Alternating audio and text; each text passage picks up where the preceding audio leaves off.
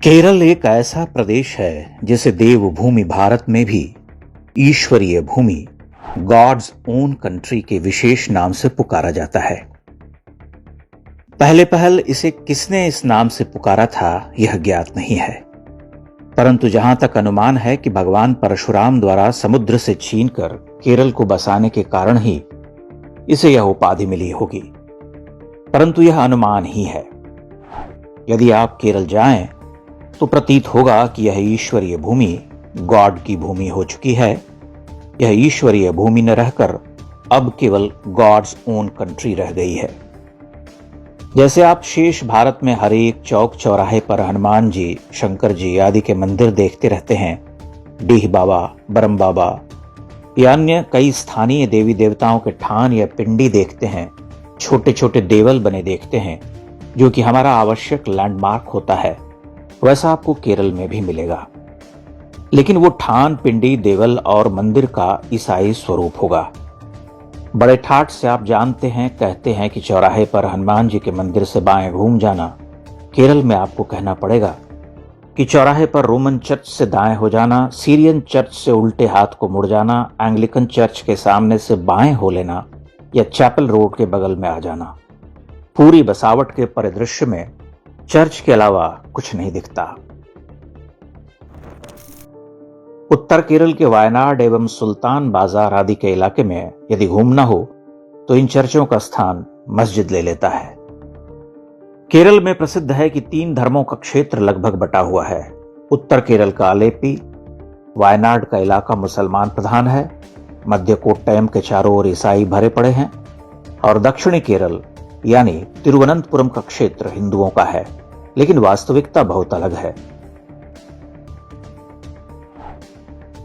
मुसलमान के इलाके में यदि आप एक भी मंदिर पा गए तो आप भाग्यशाली हैं। ईसाई इलाके में मंदिर तो मिलेंगे, लेकिन जिमी दसनन महजीब बिचारी जैसी स्थिति में। वहां मंदिर बस खड़ा होता है निरीह स्थिति में। 2-4-10 परिवार आते रहते हैं। त्रिशूर में इतने चर्च हैं जितने बनारस में मंदिर नहीं होंगे शायद। त्रिशूर शहर से बाहर निकलते ही आसपास का क्षेत्र भी चर्च से आक्रांत है।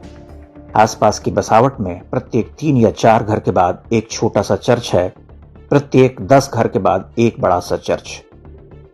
अतिरपल्ली जाने के मार्ग में वन प्रदेश है।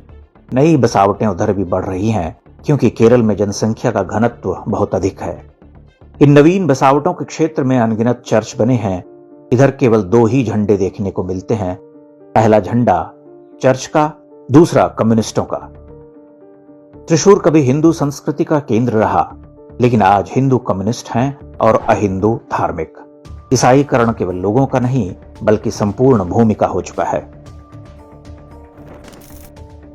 हिंदू प्रधान कहे जाने वाले क्षेत्रों का हाल यह है कि उन क्षेत्रों में मंदिर हैं तो मस्जिद और चर्च भी बराबर मात्रा में हैं, यानी कि जनसंख्या में थोड़ा ही अंतर पाएंगे। सरकारी डेटा में हिंदुओं की 60% जनसंख्या का रहस्य बताया कोट्टयम में एक मंदिर के मुख्य अर्चक ने। उन्होंने कहा कि बमुश्किल केरल में 40% हिंदू बचे हैं, अधिक से अधिक 50। और धर्मनिरपेक्षता का हाल यह है कि ईसाई बहुल इलाके में क्रिश्चियन कांग्रेस पार्टी का बहुमत है, मुसलमान इलाके में मुस्लिम लीग का और हिंदू कम्युनिस्ट बने घूम रहे हैं।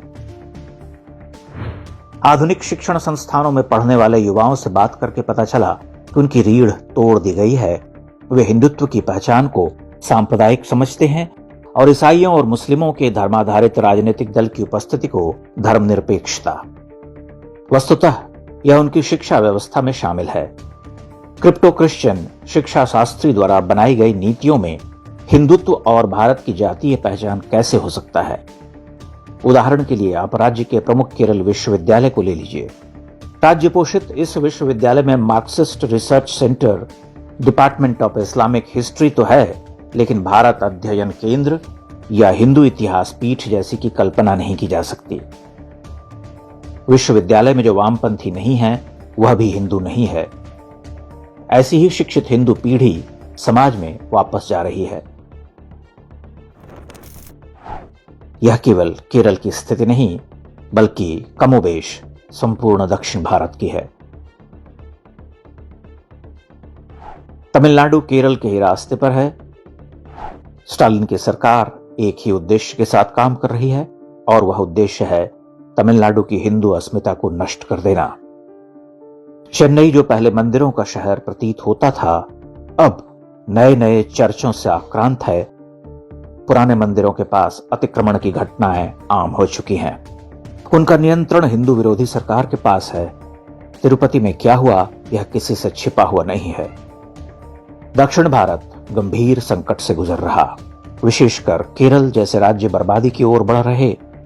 और विडंबना यह कि अधिकांश केरल वासियों को अपने साक्षर और पढ़े लिखे सेक्युलर होने का ऐसा दर्प है कि वे इन अतिक्रमणों और धर्मांतरणों को देखकर भी नहीं देखते। वे मानते हैं कि वे जो देख रहे वही अंतिम सत्य है।